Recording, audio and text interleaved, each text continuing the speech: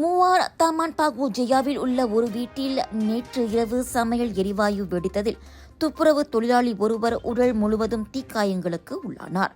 இரவு 8 மணியளவில் நடந்த சம்பவத்தினால் பாதிக்கப்பட்ட 51 வயது ஆடவர் சுல்தானா பாத்திமா சிறப்பு மருத்துவமனையில் சிகிச்சைக்கு கொண்டு செல்லப்பட்டதாக பாகோ தீயணைப்பு மற்றும் மீட்பு நடவடிக்கைகளுக்கான அதிகாரி நோர் அஃபத்தா ஒமார் தெரிவித்தார். இரவு மணி 8:54 அளவில் அவசர அழைப்பு வந்ததைத் தொடர்ந்து 7 தீயணைப்பு வீரர்கள் சம்பவ இடத்திற்கு சென்றனர்.